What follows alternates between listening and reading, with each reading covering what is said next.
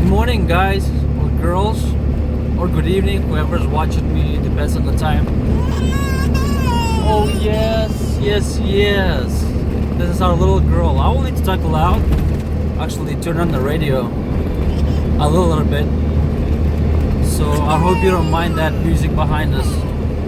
And that little girl, she needs to hear me talking. That's why I decided to write a video, record a video as I go, because I was just reading some poems, and a couple days before that I was actually singing. I had to sing so she would fall asleep. Otherwise, she just doesn't like when it's quiet. So here we go.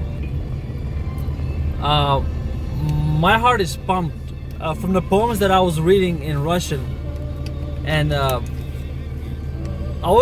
just want to talk to you guys about stuff that matters in life. It's really the attitude. Attitude is a big thing in our lives. When we wake up in the morning, oh, we are so grudgy, like, I don't want to get up. And it depends, everybody's different motivation, different way that they are coming into this mood of executing the tasks that lie ahead, basically. So how everybody comes to this mood? Somebody needs coffee, but not really. Somebody needs, I don't know, a good word from a friend, maybe. Somebody needs a pet. Maybe somebody needs like this, like you do to a baby. Baby feels good, and then they go about their day. So everybody has a different starting mechanism how they get into a mood of executing the proper tasks or doing their own to-do list. So me, I haven't really figured that out, honestly. Like, I haven't. And but I do observe my days. I do observe after my own how I react to things, and I take notice of it. And one thing I noticed that today, again, that's what reminded me. One time before, it wasn't really like this, a couple days ago, it was maybe a week ago, when I took my daughter a similar time, and I had to do some stuff, and she wouldn't fall asleep. And that was the whole purpose why I took her in the truck. She likes falling asleep in the truck, but she just wouldn't. So I decided to, okay, let me sing. And I had my cell phone just like this, and I was singing from hymns, Russian hymns that would glorify God. And within the second song, she was already sleeping. That's how fast she fell asleep. But before that, she just wouldn't. Radio was on, the diesel engine is roaring, and I'm driving like madman just to get her to sleep, because sometimes she likes to this jerking and everything, and everybody is different. And again, and after me singing those songs, okay, I see what's going on. There's a song right on her feet, so I'm gonna have to do a U-turn so she can. She will have a shade. Лидочка, подожди секундочку, зайка. Подожди, сейчас папа повернется, сделает U-turn, и у тебя не будет солнца. Подожди немножко. So after that, when I sing those songs, those hymns, I noticed that my attitude changed immediately. Like, it's different. Even though I drank my coffee, I had my coffee, I had my breakfast and all that stuff, and I'm still this, oh, what's going on? So today again, when I was reading those poems, they're like, what? I started thinking about those words, and I'm trying to read it poetically, that it would flow, because you gotta do that. I don't know. And all of a sudden, I just kind of observe on my own attitude and my own mood, and it's changing. Like, it's already different. So I'm pumped up, and there's energy coming from somewhere. So there's definitely this thing about meaning. And actually, before I opened the hymns, and I said, okay, let me sing and glorify God by singing, and Elizabeth, she will fall asleep. That was my attitude, how I approached it. But then instead of singing, I started reading them as poems. and I started thinking about the words that I was like singing and or reading, and the more I was thinking while I was reading and trying to read it, that it would flow. And I'm a bad reader, so I have to reread it and come back again and say it poetically. And all of a sudden, my mood is changing, and I'm actually meaning it to say that, to say those words, to glorify God. So, man, and I know that's true. Like, there's habits that you build, right? You create habits. You create a habit in your personality.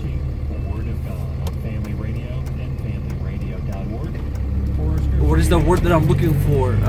Sorry, I had to make this turn. So that's why now I have sun on me, and Elizabeth has shade. Hopefully, she'll fall asleep. So it's very important how your day starts. And I noticed that a lot of people haven't got that done. Like elder generation, they already have their the way they start the day. Everything has to flow this way, that way. I remember one of my friends, pastor, every time we would go to camp somewhere, like we would be together tied in somehow, or we would go to a missionary trip where we kind of share rooms and stuff like that. Remember, if he would wake up, he doesn't say anybody a word.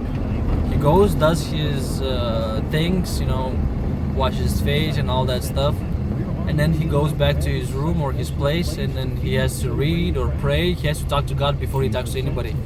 So it was weird for me, like, you wake up in the morning, hey, good morning, sir, and he's just like, and then he just goes past by. I'm like, okay, I didn't know that back in days, and until he told me that was his thing. So okay, that's good, and I tried to copy that in my life. It didn't work.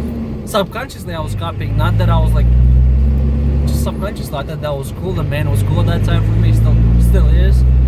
And I was trying to copy that, but it just didn't work for me. And then many times I noticed, and then I also have this like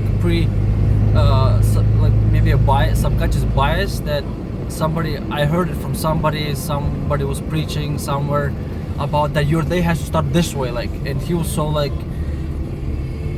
charismatic and with beautiful words and poetic speech and all this stuff. He kind of convinced me to, this is how the day should start. Like, you wake up in the morning, you go on your knees, you pray, you have this quiet time with God, you read the Bible, and then your day should go smooth. And I'm not talking about that things should go wrong in your day.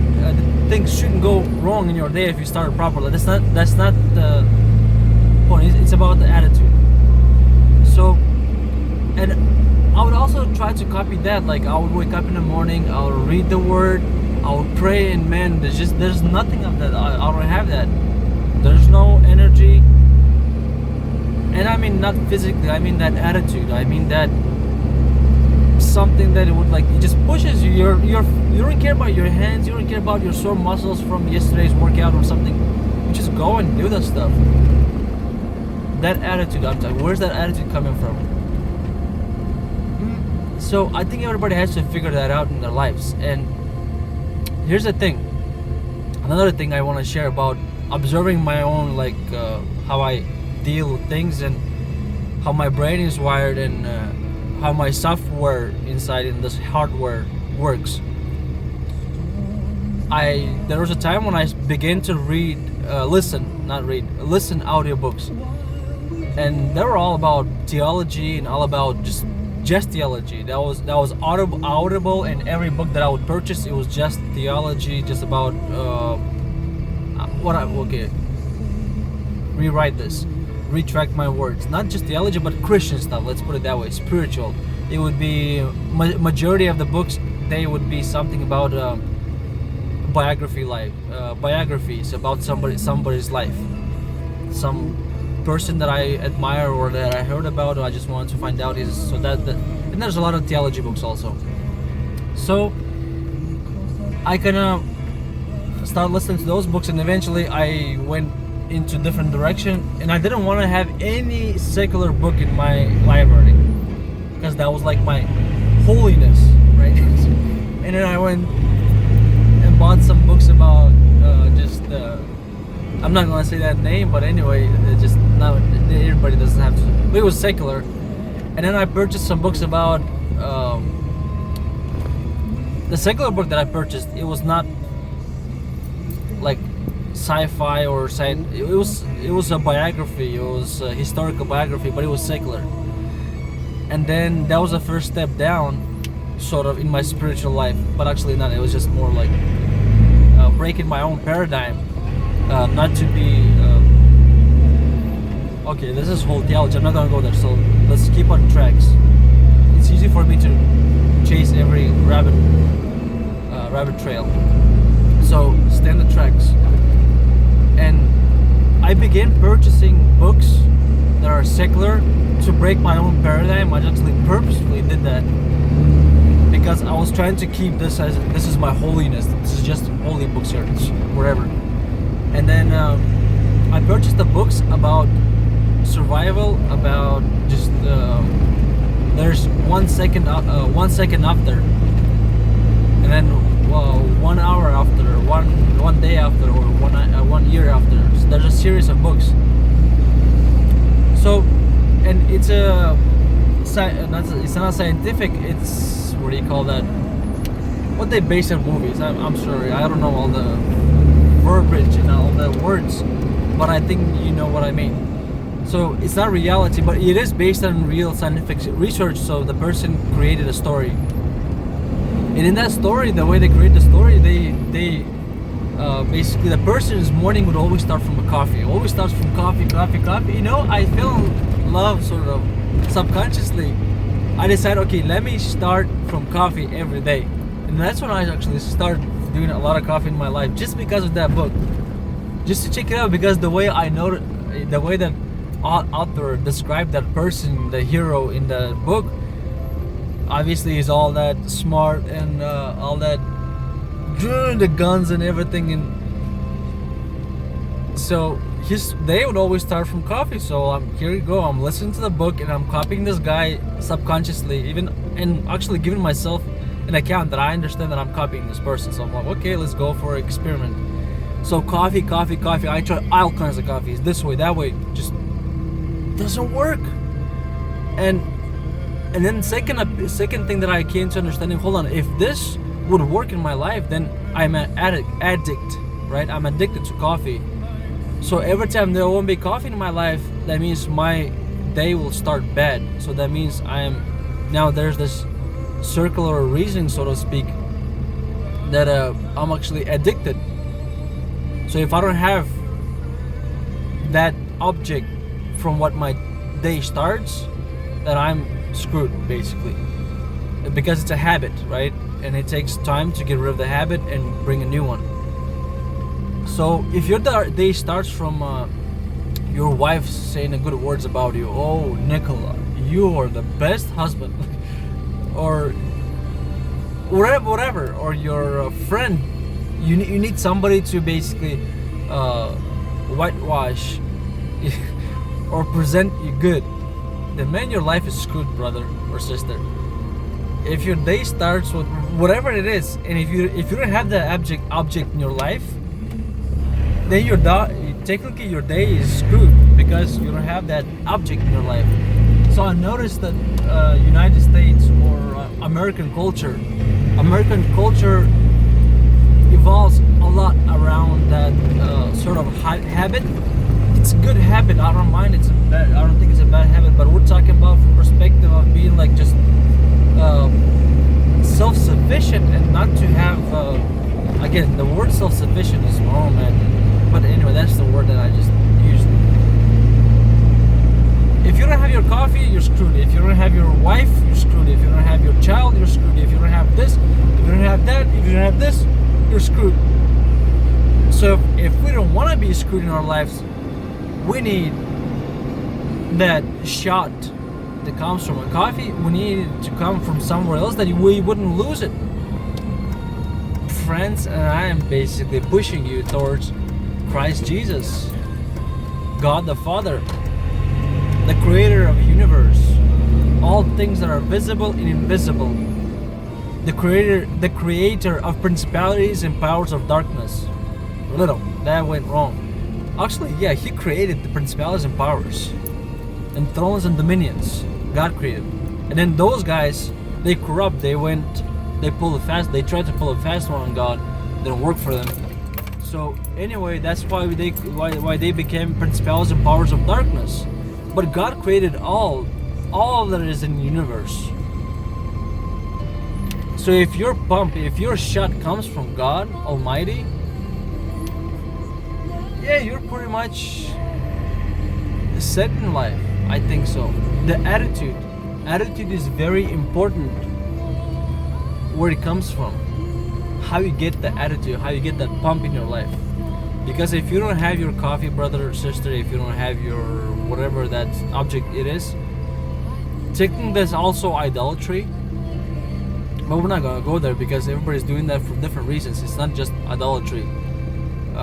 Therefore, I would encourage you guys, brothers and sisters, what I experienced today and a few more times, actually more than a few more times, but I just never kind of pinpointed it until today. And thanks to that little girl over there, she kind of helped me out with that noticing. And if we worship God in the morning, I don't mean by reading the word and not excluding that. I don't mean just praying. I mean, all that is kind of worship, but worship also is singing. Singing is a big part. Even poetry, reading poems, is a big part in a person's life. It is, regardless how you smooth it out, how you butter your bread. It is a big part in person's life, his psyche, subconscious. When soldiers that are marching back in days, now they don't have that. They have different pumps. They gotta give them some kind of shots, or they gotta give them sniff something, or they gotta drink. Back in days, maybe it was like that, but there was drums. March. There's specific songs and music and for marching, for soldiers to basically pump them.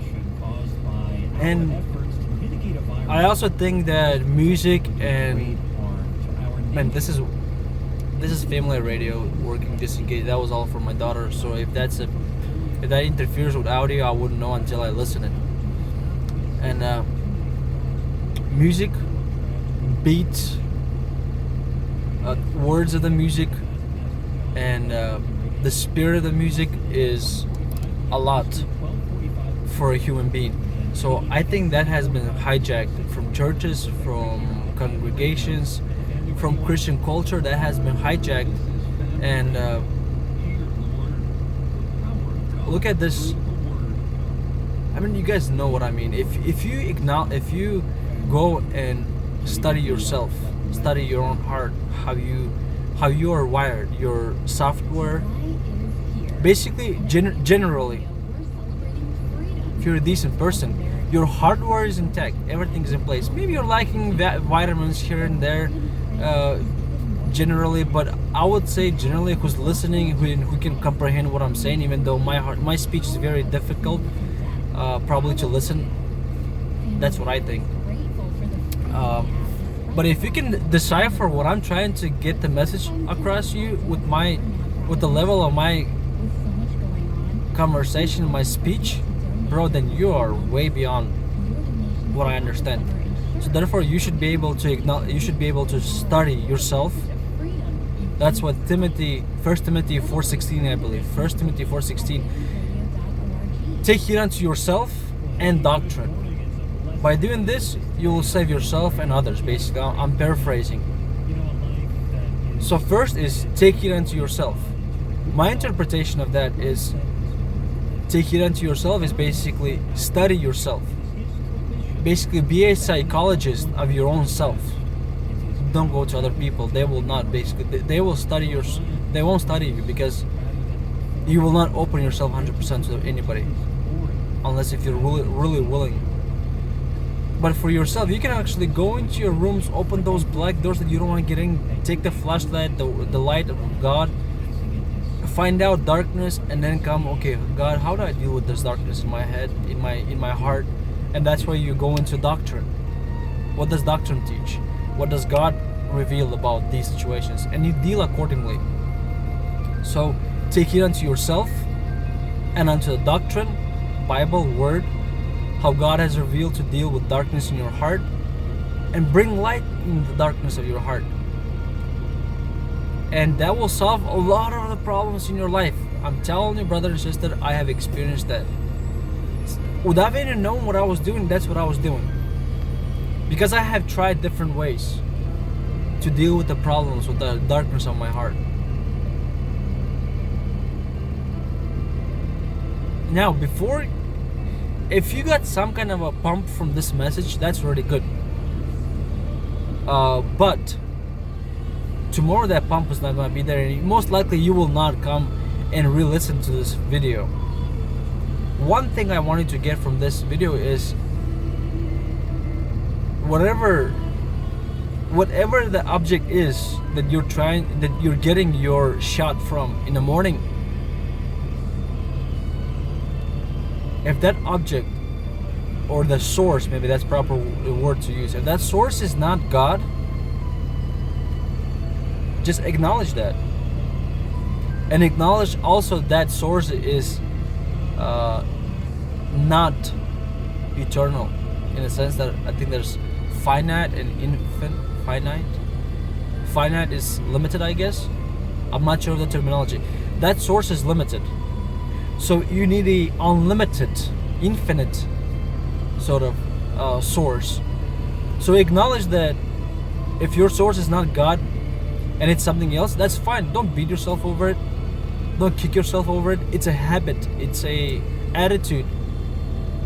So just take step by step in your life. Practice. Start worshiping and doing that willingly. Not because I said. And you gotta talk to yourself. It is not because Nikolai said it. Because there's all about this pride and stuff like that. And we're all vulnerable in pride. When I see somebody saying the right things, I don't want to do it because of his personality. Screw that. Don't look at my personality. It's just something that I achieved. This is what I came in my life. You're gonna hear the same truth from somebody else, and you're gonna have to eventually come and do it. So just say, hey, I don't care about Nikolai's personality. He has problems here and there, but this is truth. I'm just giving you truth without my personality. And I do acknowledge I have a lot of problems in my life, in my personality, and I'm working on it deliberately. But this is what I definitely thought. This is truth. That if you do have a source of energy, or that shot in the morning, the coffee, so to speak, if it comes from coffee, then brother and sister, you screwed eventually. You will not be happy, because sometimes if it's coffee, your body eventually will start reacting bad against coffee, so you're gonna have to quit that, and then you're done. In the morning you'll be wake up all like this, and you know what I mean. So my point is just acknowledge. If it's not God, acknowledge. If it's not worship, acknowledge that. Don't beat yourself over that, because everybody goes through that problems. And I'm still currently drinking coffee in the morning, although it never gives me anything. It's just something that I coveted, I desired. Oh, this is cool, because I listened to those stories in the books, and that sounds cool in the morning. And when everything, the chaos goes in your life, to sip that hot coffee all by yourself, that's baloney. That's just covetousness of a situation. Worship God. That's basically, that pumps you a lot. That gives you a lot of shot. And whatever, read Amos chapter 3 at the end. Amos chapter 3 at the end, I believe. Oh man, that guy says, basically, I'm paraphrasing, even if everything will go bad, I will be poor, I will have no harvest, my sheep will burn, my sheep will die. Translating to our story, my credit score goes terrible, I have no credit, I have no friends, I have no house, I'm homeless, everything's done. Even then, Lord, I will have to worship, and I will worship you. Why? Because that's the source of energy. That's the source of not happiness, but source of just peace. Source of, this is it, Lord. I'm peaceful. I don't need anything else. Yeah, I might go hungry for today, but I will worship you. Like, this is a source of peace. And you know that it's true. So start practicing. And not because Nikolai said it, because you know it's true. My conscience just helps you out. And there's one thing, one little good that you can take from my experience is this. It's just that worship Lord Jesus Christ. And do it your own way. Whether it's singing, whether it's praying, whatever. But be careful, you gotta be a steward. God actually, He chose us. I'm not sure what it says. Either it's 1 Peter chapter 2 or 2 Peter chapter 2. Okay, it's 1 Peter chapter 2 verses 9. That He has called us, we are the chosen generation, right? We are the priests, we are the kings, we are the kingly, priestly, one second. We are the chosen generation, so just read those verses. It's basically, we have everything that we are doing, we have to not reflect, we have to take the energy from God and be as a light bulb. We have to be the light. We have to be careful. So everything that you do, how you worship God, it has to be not just wild, like let yourself loose. Man, then you're gonna be ending up in all kinds of weird stuff. It has to be premeditated, like deliberate. Like, this is what I want to do, and I do that for God. I don't want anything like wishy-washy in my life. Because if you let yourself loose, like allow yourself to express, man, you're gonna get up in, because demons, they will take advantage of that. So it has to be premeditated. Is basically, even sit down and this is what I want to do. Write it down, and this is how I want to worship God, and I'll be experimenting. Be very careful. Don't let yourself loose. I want to sing this song, or I want to worship in this poem, or I want to pray, Lord. I want to pray, express my life to you, express myself to you. So be careful how you approach things. And don't be naive. We are in a battle, spiritual battle. We are. We have to acknowledge that. And if we are in a battle, notice that enemy, if it's a battle, enemy has all kinds of branches of a military. It's a military, but all kinds of branches. There's Marines that just go on head out on attack, just rifles and grenades and everything. There's intelligence gathering community. There's spies and all kinds of stuff. So this is a war, spiritual war. So we do have that. An enemy will try to use everything that you have against you. So be careful how you worship God. An enemy will try to come and use your way against you. That's where we're gonna have another subject. Probably we have to get into a subject of men being the priests in their households. That's important, brothers and sisters, because the way men is wired, hardware, not software, hardware, and how women are wired, I think a little bit different, and the software is also different, or maybe the hardware is generally the same, but software is definitely different. And women, the way they are created helpers. They will not be able to be the leaders, even though they can. It's just they don't have that oomph, they don't have that energy, they don't have that. They just don't have it. God hasn't given to them, not because they're lower being. No, how God, supreme being, this is how He decided to be. Man has to be the general in the life. Man has to be looking at the map. Man has that ability to think in war terms. He has that muscle to warfare, not just physically and spiritually. And he has to teach his woman, teach his wife how to spiritually warfare. If he doesn't do that, wives can get into all kinds of wishy-washy, including, like, be careful, guys. And girls, God has created you always to be under authority. Any man, it's your father, be under authority of your father. Your husband, be under authority of your husband. You cannot be just somewhere. That's why God takes very seriously the widows. If you touch the widow, you're touching God, because they're under the authority of nobody. Be careful, guys.